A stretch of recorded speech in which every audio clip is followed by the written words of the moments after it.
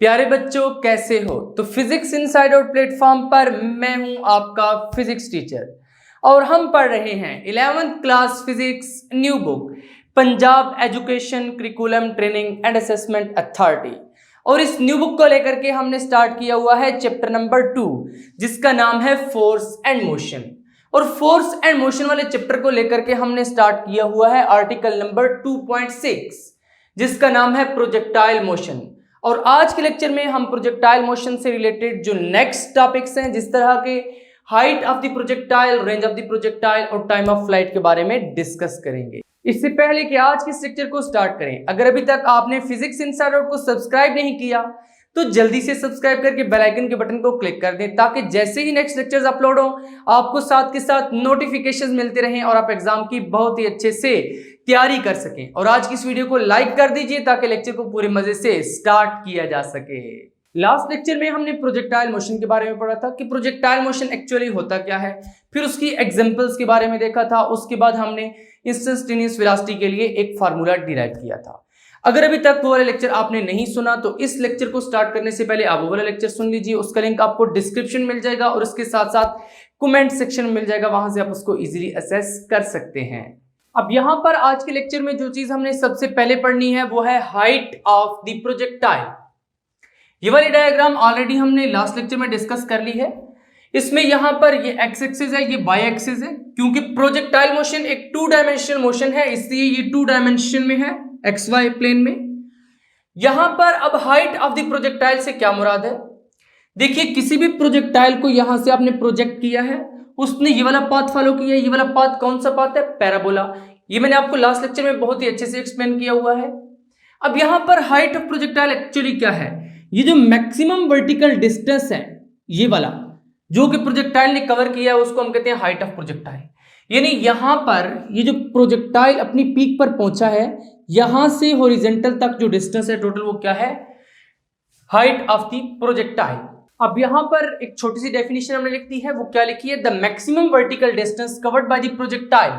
यानी maximum vertical distance जो projectile ने कवर किया है, यहां से इसने मूव करना स्टार्ट किया। अब वर्टिकल डिस्टेंस इससे आगे नहीं बढ़ सकता, यानी मैक्सिमम वर्टिकल डिस्टेंस है। तो यही जो maximum vertical distance covered by the projectile है, यानी प्रोजेक्टाइल ने जो मैक्सिमम वर्टिकल डिस्टेंस कवर किया है, इस called the maximum height of projectile, उसी को हम कहते हैं maximum height of the projectile.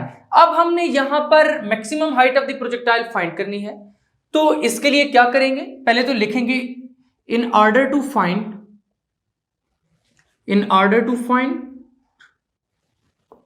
Maximum height of projectile, maximum height of projectile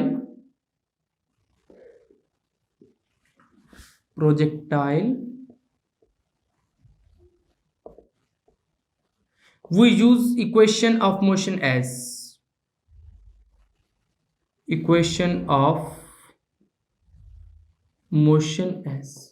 तो भाई कौन सी इक्वेशन ऑफ मोशन यूज करेंगे हम? यहां पर अगर आप थोड़ा सा गौर करें तो हम third equation of motion use करेंगे, 2as is equal to vf square minus vi square. देखिए, हमने निकालना क्या है? हाइट ऑफ द प्रोजेक्टाइल, ये चीज निकालनी है, यानी कुछ डिस्टेंस है। इस जगह पे हम s को h पुट कर देंगे तो हमारा काम पूरा हो जाएगा। अब आप कहेंगे सर s तो सेकंड इक्वेशन ऑफ मोशन में भी आता है, बट वहां पर टाइम का फैक्टर भी आ जाता है, थोड़ा कॉम्प्लिकेटेड एक्सप्रेशन बन जाएगा। यहां पर तो हमें vf भी मिल जाएगी, vi भी मिल जाएगी, और एक्सेलरेशन तो सब इक्वेशंस ऑफ मोशन में आती है जो कि यूनिफॉर्म है, g की इक्वल।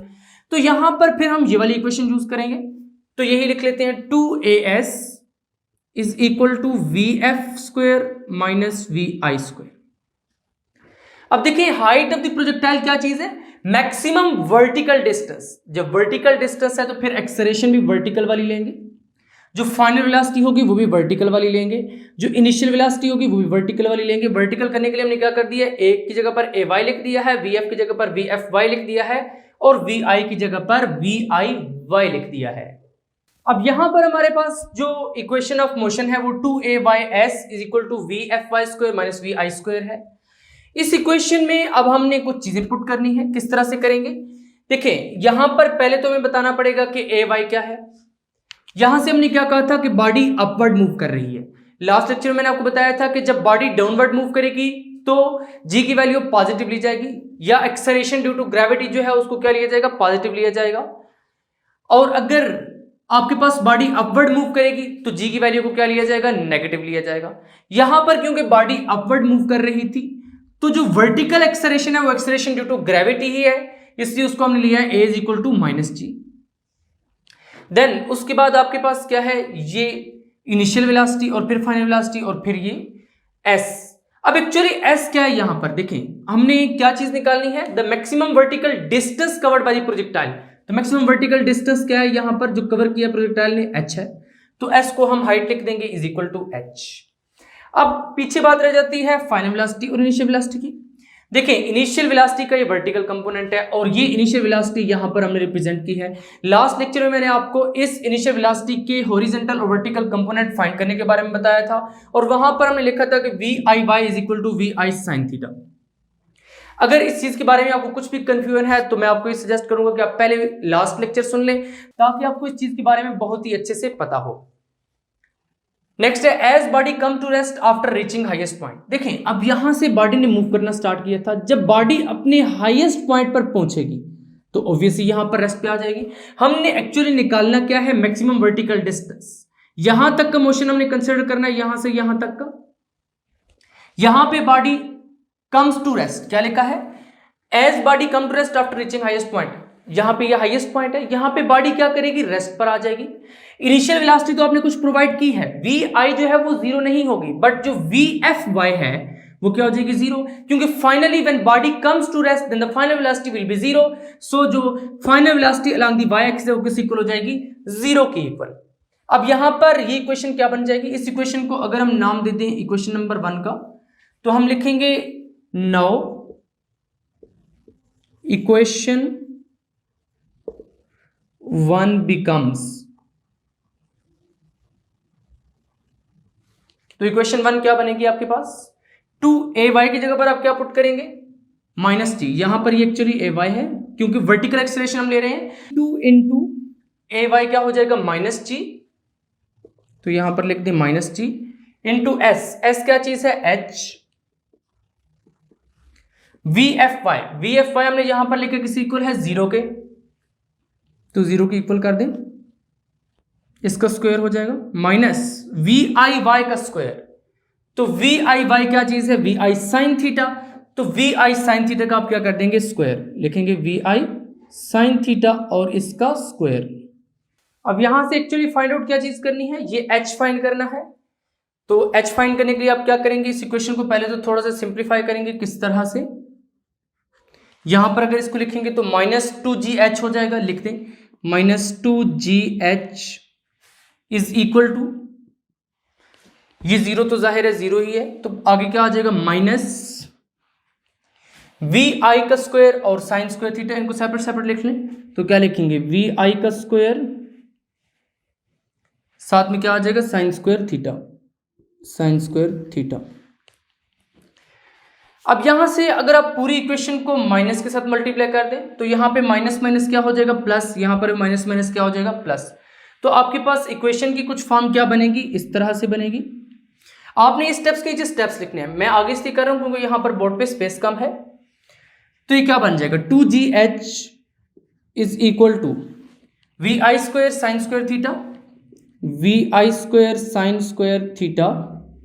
यहां से अब आपने क्या फाइंड करना है, h फाइंड करना है। तो h को फाइंड करने के लिए क्या करेंगे, 2g को उधर जाकर डिवाइड कर देंगे, तो आपके पास जो एक्सप्रेशन आएगा वो कुछ इस तरह का आएगा, यहीं पर लिख लेते हैं, h is equal to VI square sine square theta divided by 2g।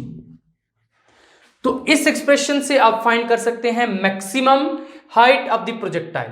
अब न्यूमेरिकल्स में यूजुअली वो पूछता है कि maximum height of the projectile find करें, जब आपको ये चीजें दी हुई हों तो वहां पर आपने ये वाला फार्मूला लगाकर maximum height of the projectile find करनी होगी। इसलिए आपने इस फार्मूले को बिल्कुल भी भूलना नहीं है और याद रखना है। तो यहां पर फिर अब हमने क्या किया है, पहले हाइट ऑफ द प्रोजेक्टाइल को डिफाइन किया है, मैक्सिमम वर्टिकल डिस्टेंस होता है ये, जिसको हम कहते हैं maximum height of the projectile. फिर हमने ये इक्वेशन ऑफ मोशन यूज की है, थर्ड इक्वेशन ऑफ मोशन। इसको क्यों यूज किया है, क्योंकि बाकी जो दोनों इक्वेशन ऑफ मोशन है उनमें टाइम आता है, पहली तो यूज ही नहीं की जा सकती क्योंकि उसमें एस है ही नहीं, हाइट का जिक्र ही नहीं है बिल्कुल सिरे से। दूसरी इक्वेशन में एस तो था बट उसमें मसला ये था कि उसमें टाइम का भी जिक्र आ रहा है, इसलिए हमने उसको भी नहीं छेड़ा। थर्ड इक्वेशन ऑफ मोशन थोड़ी सिंपल हो रही थी इस केस में, इसलिए हमने उसको यूज किया है। यहां पर ए वाई जो वर्टिकल एक्सेलरेशन है वो एक्सेलरेशन ड्यू टू ग्रेविटी है, क्योंकि बॉडी अपवर्ड मूव कर रही थी, इसलिए ए वाई किसी इक्वल था माइनस जी के। इनिशियल वर्टिकल वेलोसिटी मैंने आपको लास्ट लेक्चर में बताया था वी आई साइन थीटा की इक्वल होती है, हमने यहां से परपेंडिकुलर ड्रॉप करके निकाली थी वो। उसके बाद क्या है कि बॉडी क्योंकि हाईएस्ट पॉइंट पर रीच करके रेस्ट पर आ जाती है, यानी हाईएस्ट पॉइंट पर पहुंचने के बाद वो रेस्ट पे आ जाती है, इसलिए फाइनल वेलोसिटी का जो वाई कंपोनेंट है वो किसी इक्वल होगा 0 के। S is equal to height is equal to H, क्योंकि हम क्या फाइंड करने जा रहे हैं, maximum height of the projectile. तो ये क्या है, मैक्सिमम वर्टिकल डिस्टेंस, तो एस क्या हो जाएगा हाइट, और उसको किसी इक्वल लिख रहे हैं एच के। अब फिर ये वाली इक्वेशन नंबर 1 क्या बन जाएगी, ए वाई की जगह पर माइनस टी पुट करेंगे, वी एफ वाई की जगह पर 0 पुट करेंगे, और वी आई वाई की जगह पर V I sine theta put करेंगे, और यहां से आपने ये एच का एक्सप्रेशन निकाल लिया है। अभी तक हमने जितना भी प्रोजेक्टाइल मोशन स्टडी किया है उसमें हम एयर रेजिस्टेंस को नेग्लेक्ट करते चले आए हैं। अब हमने डिस्कस करना है कि हाइट ऑफ द प्रोजेक्टाइल पर एयर रेजिस्टेंस का क्या इफेक्ट होगा, यानी वो कम होगी, बढ़ेगी, क्या करेगी। ये जो हाइट ऑफ प्रोजेक्टाइल है, मैक्सिमम हाइट ऑफ प्रोजेक्टाइल, अगर एयर रेजिस्टेंस प्रेजेंट होगी तो इस पर क्या फर्क पड़ेगा। The height of projectile will be reduced in presence of air resistance. पहली बात कि हाइट ऑफ प्रोजेक्टाइल क्या करेगी, रिड्यूस कर जाएगी इन the presence of air resistance, यानी ये नीचे से ही कुछ वापस आ जाएगा, कुछ इस तरह का पाथ बनाएगा, ये नीचे से ही वापस आ जाएगा, बहुत ऊपर नहीं जाएगा। इन the presence of air resistance की मौजूदगी में the upward velocity of the projectile will decrease. देखिए यहां पर इसने अपवर्ड मूव किया है, इसकी कुछ अपवर्ड वेलोसिटी है जिसके साथ ये मूव कर रहा है। कहता है कि वो वाली जो वेलोसिटी है वो डिक्रीज कर जाएगी। अब ये ऊपर की तरफ मूव कर रहा है, एयर रेजिस्टेंस आगे से इसको धकेलेगी, जिसकी वजह से इसकी स्पीड क्या होती जाएगी, स्लो होती जाएगी, and hence it's height will also decrease during time T, और इस वजह से इसकी जो हाइट है वो डिक्रीज हो जाएगी। अब यहां पर पेपर में क्वेश्चन किस तरह से आएगा, what is the effect of air resistance on height of projectile, ये एक शॉर्ट क्वेश्चन आता है, और आपने क्या करना है, सबसे पहले उसका इस एक लाइन में आंसर करना है। The height of projectile will be reduced in presence of air resistance. फिर नीचे आपने रीजन की हेडिंग देनी है, और रीजन में आपने ये लिखना है इन the presence of air resistance, यानी एयर रेजिस्टेंस की मौजूदगी में the upward velocity of the projectile will decrease, जो प्रोजेक्टाइल की अपवर्ड वेलोसिटी वो डिक्रीज कर जाएगी, and hence it's height will also decrease during time T, और उस टाइम टी के दौरान इसकी जो हाइट है वो भी डिक्रीज कर जाएगी। तो इस तरह से ये वाला शॉर्ट क्वेश्चन बहुत ही इंपॉर्टेंट शॉर्ट क्वेश्चन है, आपने इसको बहुत ही अच्छे तरीके से प्रिपेयर करना है, और इसका आंसर भी आपने बिल्कुल इसी पैटर्न पर लिख कर आना है जिस तरह के मैंने आपको बताया है। हेडिंग लगाने के बाद पहले ये लाइन लिखनी है, फिर नीचे रीजन की हेडिंग लगानी है, और आपने ये वाली लाइन लिख देनी है। प्रोजेक्टाइल मोशन से रिलेटेड जो नेक्स्ट पॉइंट आज के लेक्चर में हमने डिस्कस करना है वो है टाइम ऑफ फ्लाइट। देखिए टाइम ऑफ फ्लाइट ये क्या चीज है, अगर आपने एक कंट्री से दूसरी कंट्री तक जाना हो तो वो जो फ्लाइट है उसका एक टाइम होता है कि इतने टाइम में वो यहां से वहां तक पहुंच जाएगी। तो भाई यहां पर भी ये जो फ्लाइट है इसका कुछ टाइम है। टाइम ऑफ फ्लाइट का यहां पर क्या मतलब है, यहां से आपने प्रोजेक्टाइल को थ्रो किया है, उसने मूव करना स्टार्ट किया है, यहां से ये वाला पाथ फॉलो करते हुए वो यहां पे आकर ग्राउंड को हिट कर जाएगा। अब यहां से यहां तक मूव करने में उसको कितना टाइम लगा है, ये है टाइम ऑफ फ्लाइट। यहां पर फिर टाइम ऑफ फ्लाइट की हमने डेफिनेशन लिख दी है, the time taken by the body to cover the distance from the place of its projection to the place where it hits the ground. अब place of projection कौन सी है, यहां से आपने प्रोजेक्ट किया है, ये क्या है place of projection, and the place where it hits the ground, और वो प्लेस जहां पे इसने ग्राउंड को हिट किया वो ये प्लेस है। कहता है the time taken by body to cover the distance, वो टाइम जिसमें बॉडी ने ये डिस्टेंस कवर किया है प्लेस ऑफ प्रोजेक्शन से यहां तक place where it hits the ground, उस टाइम को हम कहते हैं टाइम ऑफ फ्लाइट। ऑब्वियसली यहां से यहां तक मूव करने में बॉडी ने कोई टाइम तो लिया है ना, उसी टाइम को हम कह रहे हैं टाइम ऑफ फ्लाइट। अब यहां पर हमने टाइम ऑफ फ्लाइट डिटरमिन करना है, तो वो किस तरह से करेंगे, देखिए कोई भी इक्वेशन ऑफ मोशन यूज करेंगे। अब सवाल ये आता है कि यहां पर कौन सी इक्वेशन ऑफ मोशन यूज करेंगे, first equation of motion use करेंगे, सेकंड करेंगे, थर्ड करेंगे। देखिए जो थर्ड इक्वेशन ऑफ मोशन है 2as = vf² - vi², इसमें तो टाइम t है ही नहीं, इसलिए इस पे सीधा क्रॉस लगा दें, ये यूज नहीं की जा सकती। पीछे बच गई फर्स्ट इक्वेशन ऑफ मोशन और सेकंड इक्वेशन ऑफ मोशन। यहां पर अगर आप थोड़ा सा गौर करें तो जो प्लेस ऑफ प्रोजेक्शन है यानी ये पॉइंट, यहां से बॉडी ने मूव करना स्टार्ट किया था, वापस बॉडी ने ग्राउंड को हिट किया इस पॉइंट पर, यानी ये दोनों पॉइंट सेम लेवल पर हैं। जब सेम लेवल पर है तो इसका मतलब है कि इसने कोई वर्टिकल डिस्टेंस कवर किया ही नहीं है, क्योंकि जो इनिशियल पॉइंट है वो भी इसी जगह पर है, फाइनल पॉइंट भी इसी लाइन पर है। इट्स मीन यहां पर वर्टिकल डिस्टेंस फिर है ही नहीं। तो यहां से मालूम हुआ कि हम इस केस में एस या एच को जीरो पुट कर सकते हैं। तो अब ऐसी इक्वेशन यूज करनी है जिसमें हम एस और एच को जीरो पुट कर सकें, और दूसरी चीज कि उसमें से हम टाइम निकाल सकें। अब जो फर्स्ट इक्वेशन ऑफ मोशन है उसमें टाइम तो है, हम निकाल सकते हैं, बट वहां पर एस नहीं है, उसमें भी क्रॉस लग गया। पीछे एक ही इक्वेशन ऑफ मोशन बची है जिसको हम कहते हैं सेकंड इक्वेशन ऑफ मोशन। तो उसको हम यूज करते हुए टाइम ऑफ फ्लाइट डिटरमिन करेंगे, और वहां पर जो vertical distance covered by the body है उसको जीरो पुट करेंगे, क्योंकि बॉडी ने इस पॉइंट से चलना स्टार्ट किया और इस पॉइंट पर आकर स्टॉप किया है। ये दोनों पॉइंट सेम लाइन पर हैं, दैट्स व्हाई उसने कोई वर्टिकल डिस्टेंस कवर नहीं किया। तो यहां पर आप क्या लिखेंगे? According to second equation of motion, according to second equation of motion, equation of motion. तो भाई सेकंड इक्वेशन ऑफ मोशन क्या है आपके पास? S is equal to V I T plus half A T का स्क्वायर। अब यहां पर ये डिसाइड करना है कि वी आई का कौन सा कंपोनेंट होगा, एक्स कंपोनेंट होगा या वाई कंपोनेंट होगा, एक्सेलरेशन का कौन सा कंपोनेंट होगा। तो भाई एक्सेलरेशन तो सीधी सीधी बात है वाई कंपोनेंट होगा, क्योंकि यहां पर एक्सेलरेशन ड्यू टू ग्रेविटी है। प्रोजेक्टाइल मोशन की डेफिनेशन ही ये है कि two dimensional motion under the acceleration due to gravity. तो यहां पर ए तो जो है सीधा ए वाई हो जाएगा, क्योंकि वाई के अराउंड ये एक्सेलरेशन। अब बात आती है वी आई की, इसका एक्स कंपोनेंट होगा या वाई कंपोनेंट होगा, ये कहां से डिसाइड होगा? देखिए टाइम ऑफ फ्लाइट किस चीज पर डिपेंड कर रहा है? वी आई के एक्स कंपोनेंट पर डिपेंड कर रहा है या वाई कंपोनेंट पर? अब देखें, अगर वी आई का वाई कंपोनेंट ज्यादा होगा तो ये कुछ ऊपर से आएगा इस तरह से, जब ऊपर से होकर आएगा तो ये कुछ ज्यादा टाइम लेगा। इसका मतलब है कि जो इनिशियल वेलोसिटी है उसका वाई कंपोनेंट लेंगे। क्यों वाई कंपोनेंट लेंगे? क्योंकि जो टाइम ऑफ फ्लाइट है ये इनिशियल वेलोसिटी के वाई कंपोनेंट पर डिपेंड कर रहा है। क्यों डिपेंड कर रहा है? क्योंकि जब वाई कंपोनेंट ज्यादा होगा ये ज्यादा ऊपर जाएगा इस तरह से, जब ज्यादा ऊपर जाएगा तो ज्यादा टाइम लगाएगा। इट्स मीन कि यहां पर वी आई का कौन सा कंपोनेंट होगा? Y component. अब यहां पर ये कुछ चीजें बिल्कुल कोर कंसेप्ट है, जिस तरह के हमने यहां पर एक्स कंपोनेंट क्यों लिया, वाई कंपोनेंट क्यों लिया। अक्सर स्टूडेंट्स क्या करते हैं कि वो ऐसे ही रट्टा लगा लेते हैं समझे बगैर ही। किस तरह करते हैं? बुक से देख के S is equal to V I Y T plus half A Y T square, इस तरह से सारा दिन रट्टा लगाते रहते हैं, और जब पेपर में जाकर बैठते हैं तो उनकी कंडीशन कुछ इस तरह से होती है, S इज इक्वल टू पता नहीं यार ए वाई था ए एक्स था, पता नहीं वी आई वाई था एक्स था, क्या था। बस फिर क्या होता है, वो पेपर में कुछ भी लिखाते हैं, क्रॉस लगता है और मार्क्स नहीं आते। फाइनली फिर रिजल्ट बुरा आता है तो कहते हैं पता नहीं कहां पर एग्जामिनर ने मार्क्स काट लिए हैं। तो भाई जब आपको हर चीज का बिल्कुल अच्छे से कंसेप्ट होगा तभी आप उसको अच्छे से अटेम्प्ट कर सकते हैं। और फिजिक्स इनसाइड आउट का जस्ट एक ही मकसद है कि आपको क्वालिटी एजुकेशन विद कंसेप्ट्स आपके डोर स्टेप्स पर प्रोवाइड की जाए।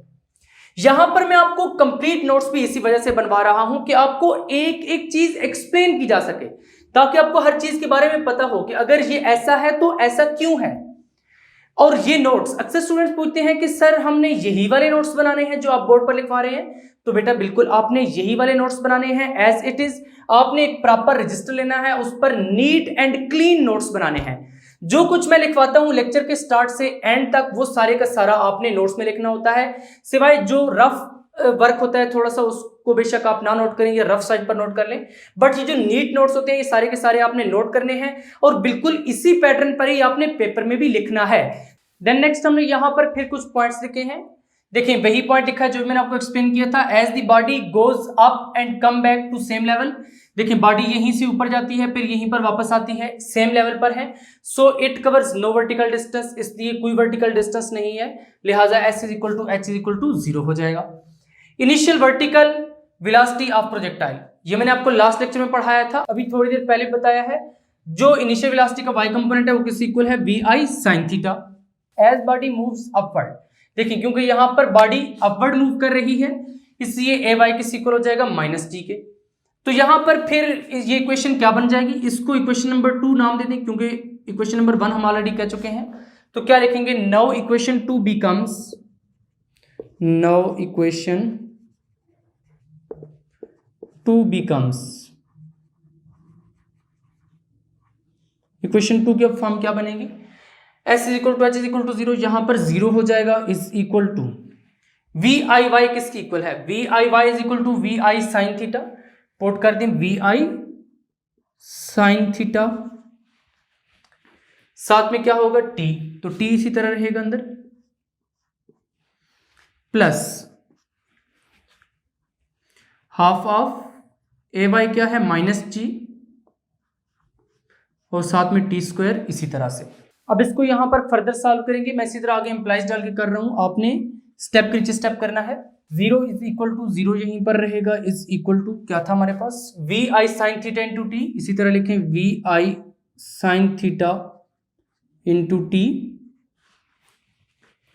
यहां पे माइनस प्लस क्या हो जाएगा, minus minus half G T square हो जाएगा, minus half G T square, again this implies that यहां से minus half G T square को अगर इस साइड पर ले जाए तो ये पॉजिटिव हो जाएगा, क्या बन जाएगा, half G T square is equal to V I sine theta into T, V I sine theta into T. अब यहां से अगर इस t को आप नीचे लाकर डिवाइड कर दें तो क्या हो जाएगा आपके पास, half G T square over t हो जाएगा is equal to V I sine theta हो जाएगा। दिस इंप्लाइज दैट, देखें यहां पर t स्क्वायर है, t स्क्वायर का क्या मतलब है, t मल्टीप्लाइड बाय t, वो एक t इस t के साथ कैंसिल हो जाएगा, तो आपके पास क्या बचेगा, half G T, half G T is equal to V I sine theta, is equal to V I sine theta. अब यहां से आपने एक्चुअली निकालना क्या है, टाइम ऑफ फ्लाइट t निकालना है, तो इस 2 को आप उधर जाके मल्टीप्लाई कर दें, g को नीचे डिवाइड कर दें, तो आपको क्या मिल जाएगा, t इज इक्वल टू 2 को उधर जाके मल्टीप्लाई करें, 2 V I sine theta, 2 V I sine theta divided by g, तो यहां से आपको ये क्या मिल जाएगा, टाइम ऑफ फ्लाइट। यहां पर नीचे फिर आपने ये वाला सेंटेंस लिख देना है, वेयर t, ये वाला जो t है इस time of flight of projectile, ये time of flight of projectile है when it is projected from the ground, जब इसको ग्राउंड से प्रोजेक्ट किया जाए, यानी ये फार्मूला उस वक्त होल्ड करेगा जब प्रोजेक्टाइल को ग्राउंड से प्रोजेक्ट किया जाए और वो वापस ग्राउंड पर ही आकर गिरे। नेक्स्ट है रेंज ऑफ द प्रोजेक्टाइल, तो रेंज ऑफ द प्रोजेक्टाइल का क्या मतलब है, देखें यहां से आपने उसको प्रोजेक्ट किया था, यहां पर आके उसने हिट किया है, रेंज क्या है, यानी कितना उसने हॉरिजॉन्टल डिस्टेंस कवर किया है, that is the range of projectile, the maximum distance which a projectile covers in the horizontal direction, यानी वो मैक्सिमम डिस्टेंस जो प्रोजेक्टाइल हॉरिजॉन्टल डायरेक्शन में कवर करता है, यहां इस पॉइंट से लेकर इस पॉइंट तक जो डिस्टेंस प्रोजेक्टाइल ने कवर किया है वो क्या है, range of the projectile. Obviously हम रेंज इसी को कहते हैं, लेट्स से अगर आप कोई एरोप्लेन एक कागज को बनाकर फेंकते हैं तो वो कितना दूर जाके गिरता है, that is the range of aeroplane. तो सो यहां पे क्या है, यहां से यहां तक टोटल कितना हॉरिजॉन्टल डिस्टेंस कवर किया है, ये बताएगा आपको रेंज ऑफ द प्रोजेक्टाइल क्या है। अब रेंज एक्चुअली क्या है, हॉरिजॉन्टल डिस्टेंस है, तो यहां पर फिर हम कौन सी इक्वेशन ऑफ मोशन यूज करेंगे, देखें हॉरिजॉन्टल डिस्टेंस हमने निकालना है, इट्स मीन ऐसे इक्वेशन यूज करेंगे जिसमें डिस्टेंस का जिक्र हो, यानी एस इन्वॉल्व हो। फर्स्ट इक्वेशन ऑफ मोशन में तो वो है ही नहीं, लिहाजा इस पर सीधा क्रॉस लग जाएगा। अब अगर आप देखें तो जो सेकंड इक्वेशन ऑफ मोशन है इससे हमें डायरेक्टली एस मिल रहा है, S equal to V I T plus half A T square, बड़ा सिंपल सी बात है। हम वहां पर वी आई के जो कंपोनेंट होगा उसको भी पुट कर लेंगे, जो भी कंपोनेंट होगा भी हम डिस्कस करेंगे, देन वहां पर जो टी है उसको भी पुट कर लेंगे क्योंकि हमने time of flight already determine कर लिया है। It's mean second equation of motion जो है वो बेस्ट सुटेबल इक्वेशन है इस केस में। तो क्या लिखेंगे, according to second equation of motion, according to second equation of motion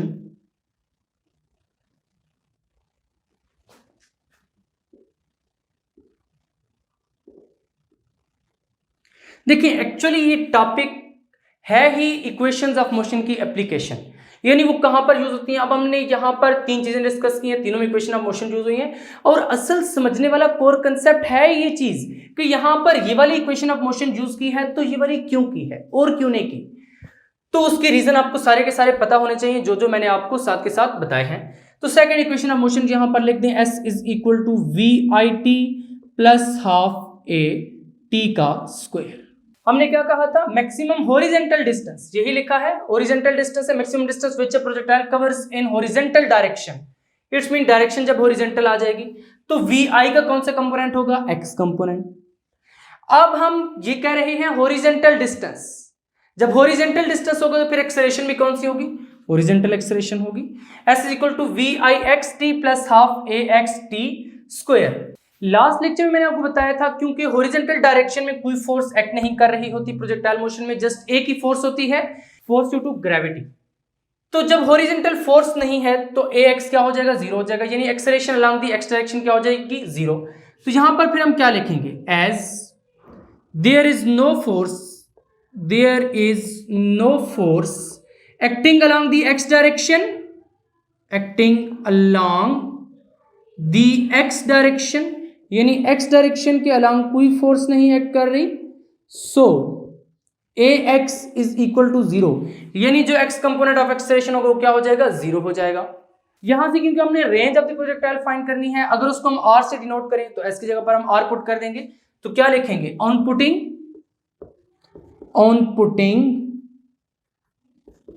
s is equal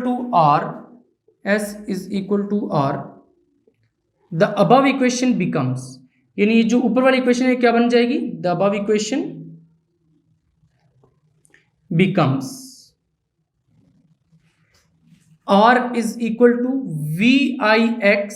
यहां पर अगर आप मल्टीप्लाई डालें ना डालें आपकी मर्जी है, लेकिन इस स्टेप में हम डाल लेते हैं multiplied by t plus half of ax T square. ax क्या है, जीरो है, तो इसकी जगह पर जीरो पुट कर दें, half of zero into T square. तो आपके पास जो एक्सप्रेशन बनेगा रेंज का वो क्या बनेगा, r is equal to vix multiplied by t। यही एक्सप्रेशन आपकी बुक वाले ने लिखा हुआ है, बट वो आता किस तरह से है, कुछ इस तरह से आता है। उसने लिखा है कि जो रेंज ऑफ द प्रोजेक्टाइल है ये हम किस तरह से फाइंड कर सकते हैं, by multiplying the horizontal component of initial velocity and time taken by a projectile to cover the distance from the point of projection to the point where it hits the ground, यानी time of flight. तो यहां पर हम vix भी put कर देंगे, time of flight भी put कर देंगे, वहां से रेंज का एक्सप्रेशन मिल जाएगा। अब यहां पर vix इक्वल है vi cos थीटा के, जिस तरह के मैंने आपको लास्ट लेक्चर में बताया था। अगर इस vi वेक्टर को आप रिजॉल्व करें तो यहां से आपको जो इसका x कंपोनेंट मिलता है वो vi cos थीटा ही है, और t टाइम ऑफ फ्लाइट अभी हमने लास्ट सेक्शन में निकाला है, वो क्या आता था 2vi sin theta over g। इन दोनों को उठाकर अगर हम इस इक्वेशन में पुट कर दें तो क्या मिलेगा, r is equal to vix की जगह पर vi cos theta multiplied by 2vi sin theta divided by g। This implies that, देखिए यहां से ये vi आपस में मल्टीप्लाई हो रहे हैं, क्या हो जाएंगे vi स्क्वायर। तो क्या लिखेंगे, r is equal to vi square divided by g को यहां पर नीचे लिख दें, पीछे आपके पास क्या बचा है 2 sin थीटा और cos थीटा, तो इसको भी लिख दें 2 sin थीटा cos थीटा। अब यहां पर अगर आप देखें तो 2 sin थीटा cos थीटा, ये जो चीज है मैथमेटिक्स में आपने एक आइडेंटिटी पढ़ी हुई है जिसके मुताबिक ये चीज sin 2 थीटा के इक्वल होती है। तो हम क्या लिखेंगे, as 2 sin theta cos theta, as 2 sin theta cos theta is equal to sin 2 theta comma so. आप पूछेंगे सर ये आइडेंटिटी आती कहां से है, तो बेटा ये identity actually double angle identities वाला लेक्चर है, इस चैनल पर मौजूद है, आप वहां से इसका प्रॉपर प्रूफ भी दे सकते हैं। और मैथमेटिक्स की बात आ गई, जो सर इस चैनल पर इस वक्त मैथमेटिक्स पढ़ा रहे हैं वो 1992 से मैथमेटिक्स पढ़ा रहे हैं, यानी उनको काफी अरसा हो गया। और अगर आप मुझसे पूछें तो मैं उनसे काफी इंप्रेस्ड हूं, क्योंकि उन्हें मैथमेटिक्स पर एक काफी ग्रिप है। और अगर आप भी मैथमेटिक्स पर कमांड हासिल करना चाहते हैं तो मैं आपको ये सजेस्ट करूंगा कि आप उनके लेक्चर्स सुना करें, क्योंकि उनकी एक और बात भी ऑन दी रिकॉर्ड है कि उन्होंने आज तक जितने स्टूडेंट्स को मैथमेटिक्स पढ़ाई है सारे के सारे मैक्सिमम मार्क्स ही लेते हैं। तो यहां पर ये वाली जो आइडेंटिटी है ये भी उन्होंने डबल एंगल आइडेंटिटी वाले लेक्चर में आई थिंक प्रूफ की हुई है ये चीज, वहां से आप इस चीज का प्रूफ देख सकते हैं। यहां पर अब हम क्या करेंगे, r is equal to vi square over g ये 2 sin थीटा cos थीटा को आप क्या पुट कर देंगे, sin 2 थीटा, तो पुट कर दे sin 2 थीटा। ये है रेंज का फार्मूला जिससे आपको मिलेगा maximum distance with projectile covers in horizontal direction, यानी ये चीज आपको इस फार्मूला से मिल सकती है। यहां पर फाइनली अब आप एक लाइन लिख देंगे, क्या लिखेंगे, दस the range of the projectile depends on the velocity of projection. बिल्कुल, वी आई क्या है, इनिशियल वेलोसिटी, जिस वेलोसिटी के साथ आपने उसको प्रोजेक्ट किया है, थ्रो किया है, तो वी आई क्या हो जाएगी फिर वेलोसिटी ऑफ प्रोजेक्शन, क्योंकि ये वही वेलोसिटी है जिससे आपने उसको प्रोजेक्ट किया है। इसका मतलब है कि जो रेंज ऑफ प्रोजेक्टाइल है वो डिपेंड कर रही है velocity of projection and angle of projection. ये थीटा क्या है, एंगल ऑफ प्रोजेक्शन, जो कि यहां पर बन रहा है। ये प्रोजेक्टाइल जो है इसका ये जो पाथ है ये हॉरिजॉन्टल के साथ एक एंगल बना रहा है थीटा, यानी इन शॉर्ट ये जो वी आई वेक्टर है ये हॉरिजॉन्टल के साथ एक एंगल बना रहा है थीटा, इसलिए हमने इसको कहा है दी एंगल ऑफ प्रोजेक्शन, और इसी एंगल को हम कहते हैं angle of projection. Next heading हमने क्या लगाई है, मैक्सिमम रेंज।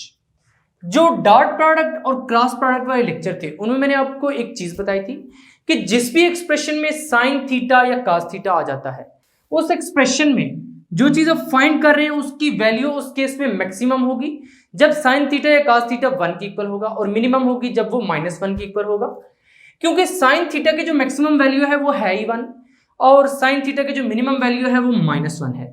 इसलिए यहां पर जो रेंज है वो मैक्सिमम उस केस में होगी जब ये साइन 2 थीटा किस इक्वल हो जाएगा, 1 के इक्वल हो जाएगा। ये भी मैथमेटिक्स का ही एक रूल है।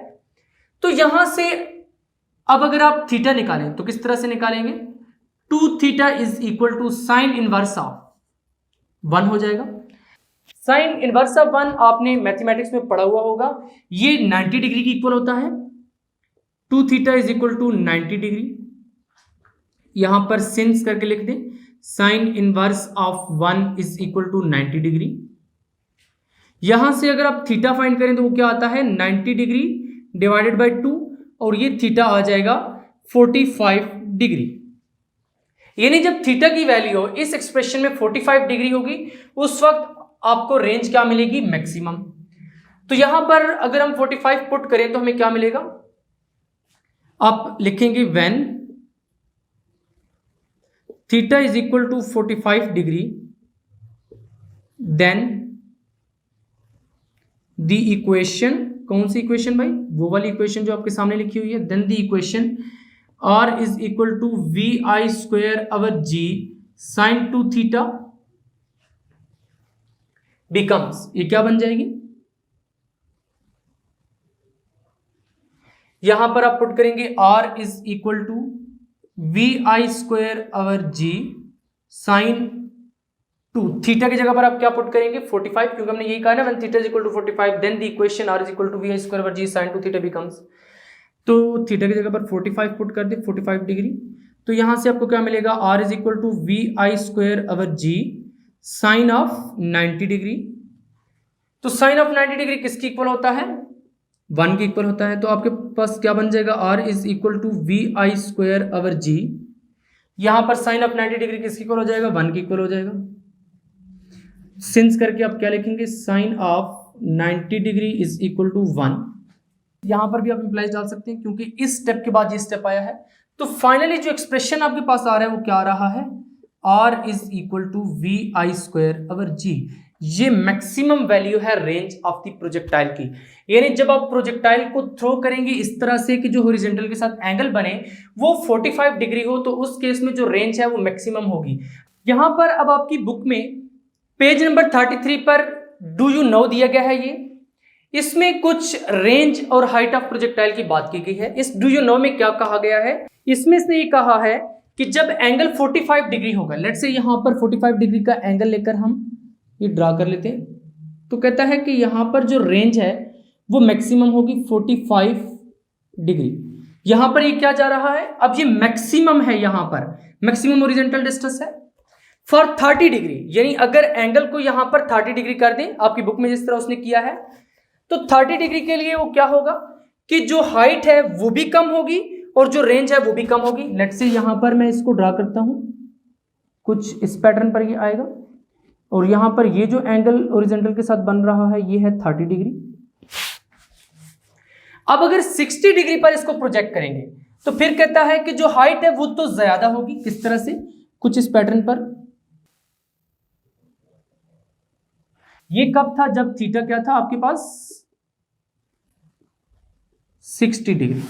तो यहां पर उसने यही लिखा है for an angle less than 45 degree, वो एंगल जो कि लेस देन 45 डिग्री है, जैसे कि 30 डिग्री है, the height reach by the projectile and range both will be less. जो हाइट वो अचीव करेगा वो भी, और जो रेंज होगी वो दोनों क्या होंगी? लेस होंगी। यानी ये जो हाइट है यहां से यहां तक ये भी कम होगी, जो ये रेंज होगी ये भी कम होगी। नेक्स्ट पॉइंट ये क्या कहता है? When the angle of projectile is larger than 45 degree, जब एंगल लार्जर देन 45 डिग्री होगा, the height attend will be more but the range is again less. Height तो ज्यादा होगी बट रेंज क्या होगी? अगेन लेस होगी। तो यहां पर ये जो डू यू नोज आपकी बुक में दिए जाते हैं, जीबीसी दिए जाते हैं, क्योंकि इनसे रिलेटेड भी पेपर में क्वेश्चन आ जाता है। क्वेश्चन अब इस तरह से आ सकता है कि what would be the range and height of the projectile for an angle less और ग्रेटर देन 45 डिग्री। तो उस केस में आपने ये वाला डू यू नो उठाकर लिख देना है।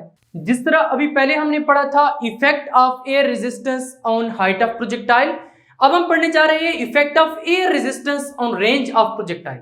देखिए बहुत ही इंपॉर्टेंट शॉर्ट क्वेश्चंस हैं, वो आपसे सेपरेटली वो भी पूछ सकता है और ये भी पूछ सकता है। कह सकता है what is the effect of air resistance on range of projectile. तो इस केस में क्या है?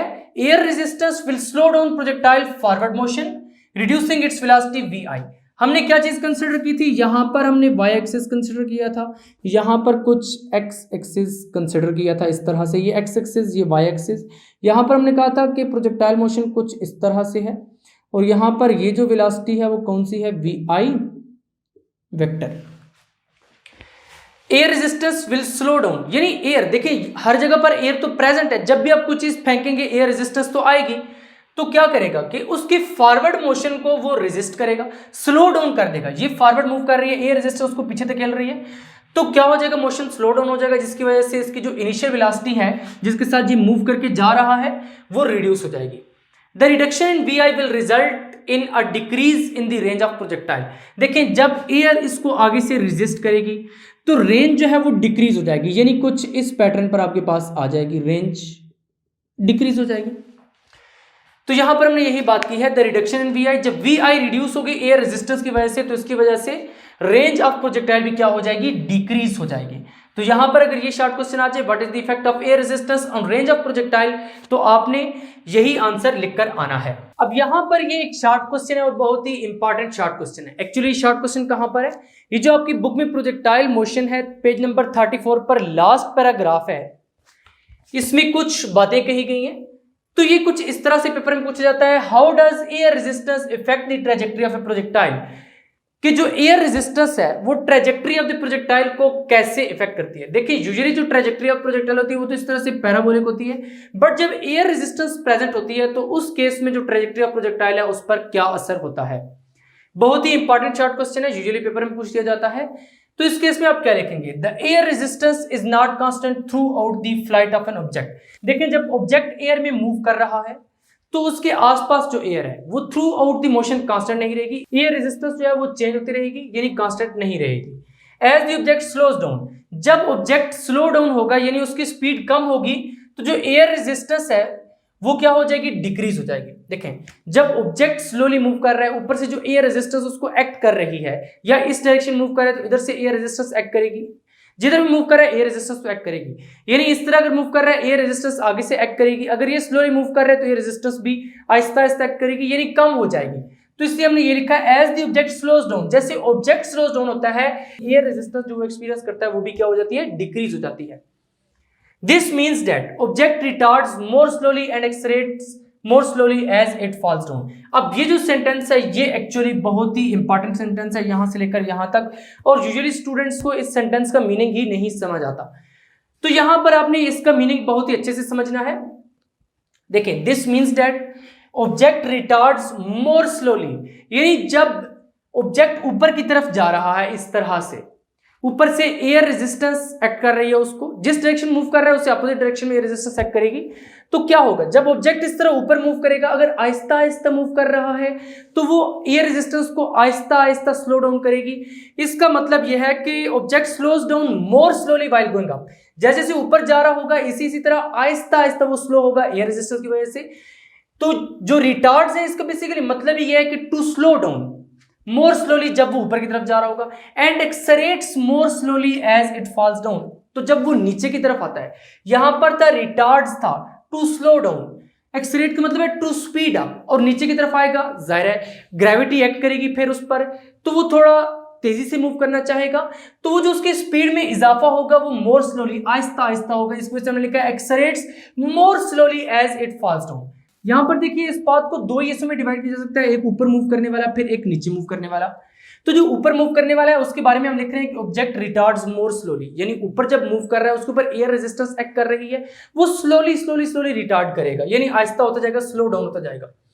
एंड एक्सरेट्स मोर स्लोली, फिर जब नीचे वाला पाथ, ये वाला पाथ फॉलो करेगा तो एक्सरेट यानी उसकी स्पीड इंक्रीज करेगी आहिस्ता आहिस्ता, लिहाजा हमने लिखा है accelerates more slowly as it falls down.